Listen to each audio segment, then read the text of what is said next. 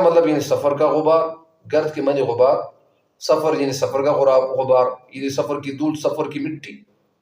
اور حق کے قریب یعنی اللہ تعالیٰ کے قریب ہو۔ اس شعر کا جو مفہوم بنتا ہے وہ یہی ہے کہ سدرۃ المنتہا آپ صلی اللہ علیہ وسلم کی گزرگاہ ہے، قاب قوسین آپ صلی اللہ علیہ وسلم کے راستے کا غبار ہے، اور آپ صلی اللہ علیہ وسلم اللہ کے قریب اور اللہ کے آپ صلی اللہ علیہ وسلم اللہ کے قریب اور اللہ آپ صلی اللہ علیہ وسلم کے قریب ہے۔ آپ صلی اللہ علیہ وسلم جیسا کوئی نہیں ہے۔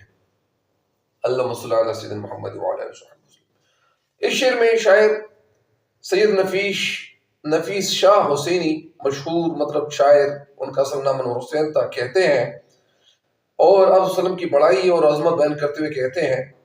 کہ آپ صلی اللہ علیہ وسلم کی رسائی عالم بالا تک ہے، یہاں تک کہ سدرۃ المنتہا بھی آپ صلی اللہ علیہ وسلم کی منزل نہیں۔ سب سے پہلے میں پہلے مثل کی تشریح کرتا ہوں، یعنی سدرۃ المنتہا رہ گزر میں تھی، یعنی شاعر آپ صلی اللہ علیہ وسلم یعنی کہتے ہیں، آپ صلی اللہ علیہ وسلم کے حوالے سے کہتے ہیں کہ آپ صلی اللہ علیہ وسلم کی رسائی عالم بالا تک تھی۔ عالم بالا یعنی عالم کا مطلب دنیا، بالا اوپر جہان،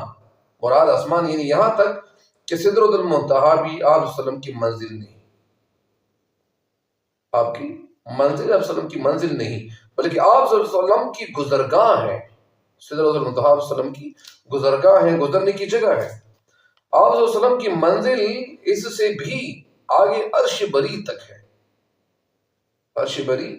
تک ہے۔ سدرۃ المنتہا ساتویں آسمان پر ایک مقام کا نام ہے، ایک جگہ کا نام ہے، اور